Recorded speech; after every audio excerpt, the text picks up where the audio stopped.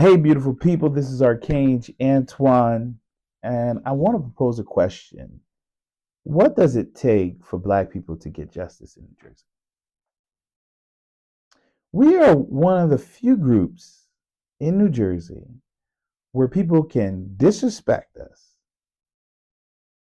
and think they can get away with it. You had someone at the highest office of Chief of Staff, Sam Parker, who thought she could use her power and authority to call law enforcement on me to remove me from my own event and not even apologize.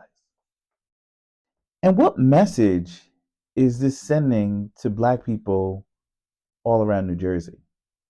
Now, in politics in New Jersey, we say the Black vote is one of the most important votes, specifically in the Democratic Party. And so you don't think that people are watching and saying, if that can happen to our king, which I don't be trying to start no trouble with nobody. But if that can happen to him, then what about me? And I think Black people, we ask ourselves that question all the time. If that happened to my neighbor, my loved one, my friend, my family member, then what about me? And how the hell do we keep telling Black people to get excited about politics, to participate, to get civically engaged, to become hopeful, to vote, to be involved when we have anti-Blackness still running rampant in our state? Even though we have Black faces in the highest positions of office. We see that in law enforcement, anti-Blackness. We see it in healthcare. We see it in insurance. We see it in housing. We see it in daily microaggressions.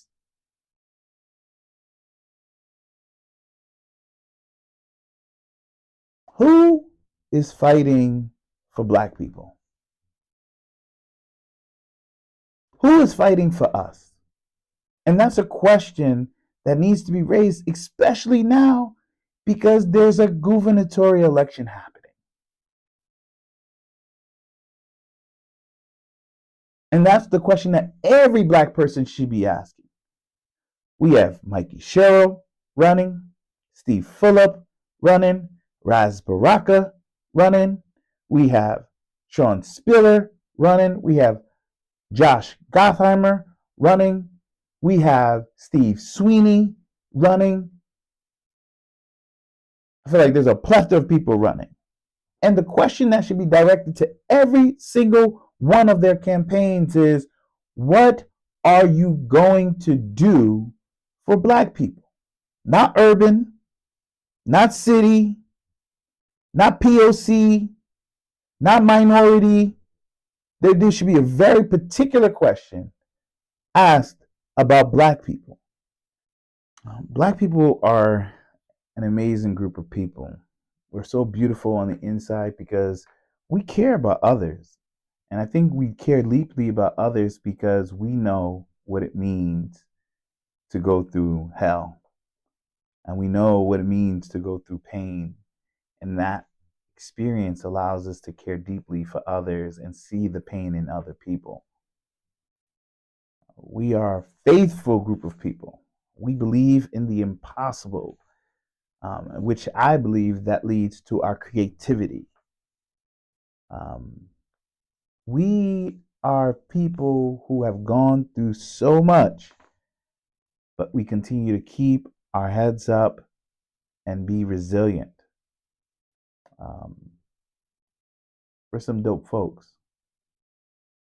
But we live in a state and in a country that continues to devalue us, that wants us to be silent when we go through our struggles, that wants to clamp our mouths and say, how dare you speak about your pain? But look at this. When you look at the hate crimes in America, there is no other group that comes close to what Black people face on a daily basis in raw numbers. Black people experience hate crimes so much that we've actually normalized not talking about it.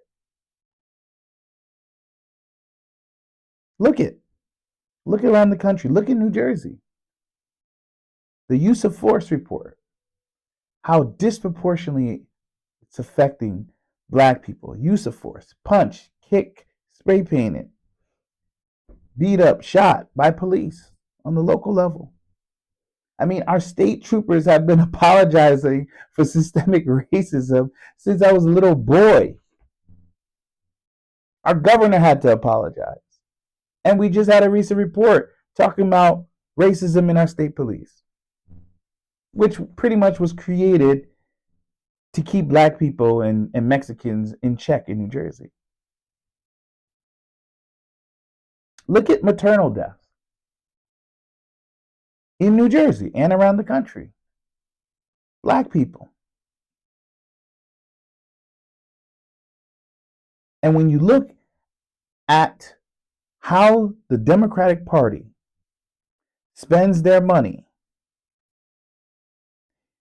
with the base that's most important to them, Black people receive what? Less than 0.03% of the contracts, depending on what state you're in? How embarrassing is that? I've been involved in this political game for a while. I'm pretty decorated, even though I'm still young.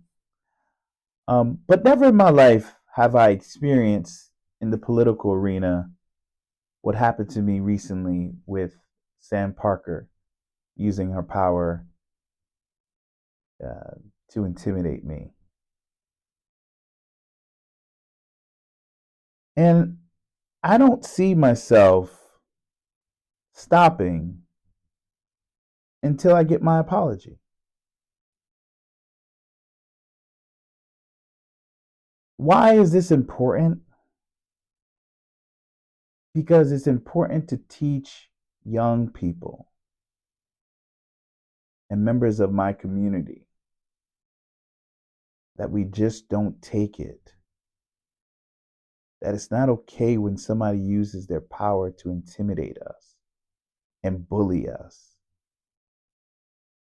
Because the nature of the game is take it and shut your mouth.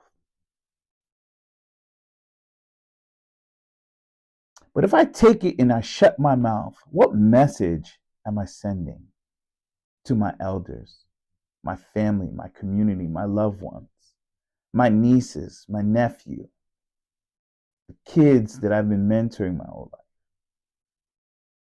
That when somebody does you wrong and somebody does harm to you, you shut your mouth, especially when they're in the positions of power? Hell no.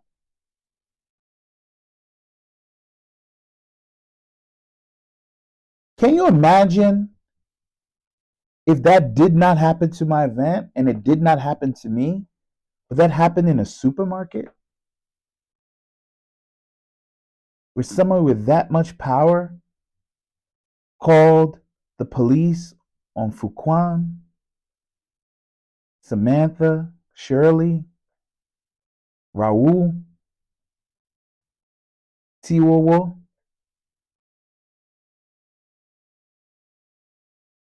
That could have been life or death.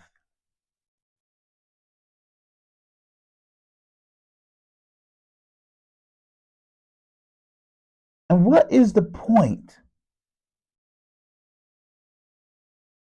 of me going to my community and telling them they need to be active and engage and vote when we don't know if we can even get an apology at the highest office?